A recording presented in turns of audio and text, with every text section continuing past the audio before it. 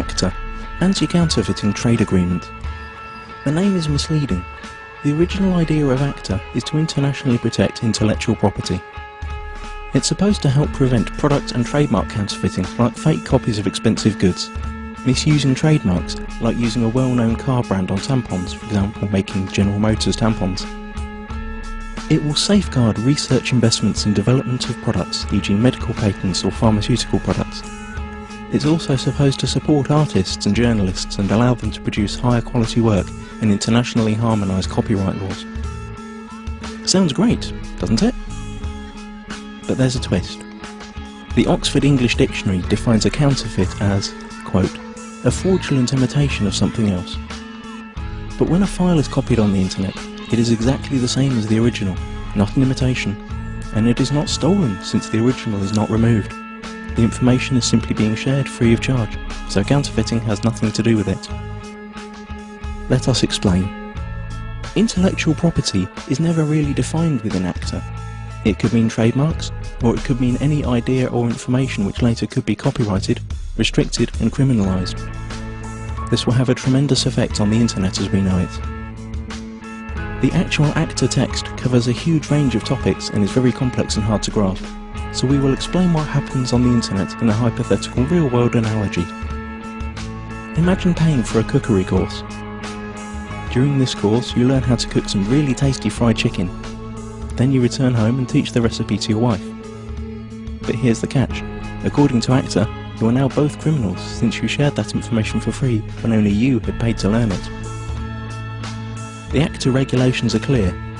When you're suspected of sharing copyrighted information, depending on the country you live in, then your access to any kind of courses will be blocked, you will be fined or sent directly to prison. But surely no one would find out that you'd shared the knowledge of the secret fried chicken in private at home. And you're right. Under current law, no one would.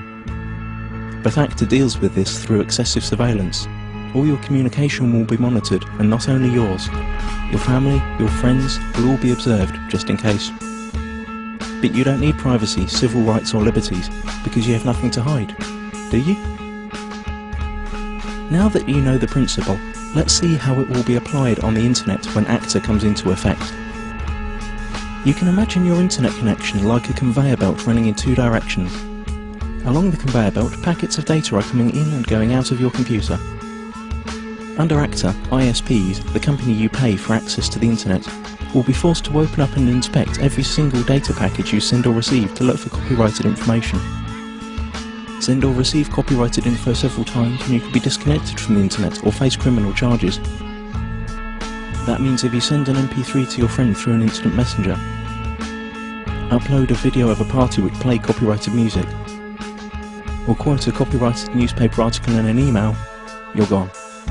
That's it. As if that wasn't enough, the information about the news article you sent via email will be sent to the publisher, and based on their claims you could be fined or sent to prison. ISPs will also be required to constantly check that no copyrighted material or links to copyrighted material are found anywhere on their servers. This will be fatal for sites that hold any kind of user-generated content, like music, pictures or video. How could YouTube or Twitter work under a law like that? So the internet as we know it is on the brink of destruction. But at least you'd think that the money from all these lawsuits would benefit creative people. But musicians, writers, movie makers, journalists, software developers and researchers also lose, because they are now held by the same rules. Protected ideas now can't be reused, refined or developed any further. Even parts of sentences could be protected and made restricted by copyright. The whole agreement only benefits a small part of the industry, the so-called content mafia. Media publishing companies like the RIAA and the MPAA, who have long tried to solve the internet problem that threatens their obsolete business model. ACTA is the result of their lobbying within the governments that participate in the negotiations.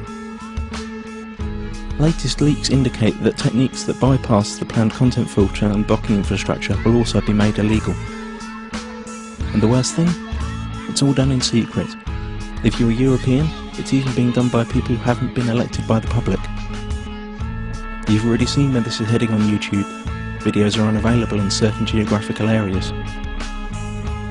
This obsessive copy protection is also a great tool for information suppression. Once all the internet filters and blocking techniques are in place, virtually all information tagged as copyright could be suppressed. Maybe your critical blog or Twitter account, or the video you made about rigged elections and environmental catastrophes, or even the pictures of your kittens. Okay, maybe not your kittens. Not unless you painted a Coca-Cola logo onto their fur. This all sounds unbelievable for everyone who's had even a small glimpse of how the net works. But remember, those who work on the agreement might not have any clue what the internet is about. And once the treaty is signed, their rules will have to be implemented.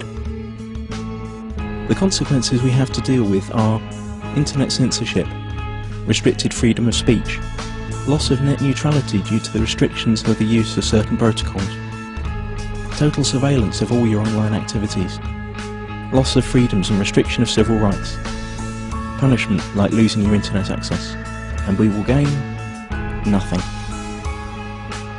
The time to act for the internet is now. Google ACTA. Load your tweets and photoshops. Let it be known that no one messes with the internet can take it to the streets. Stop the Kraken.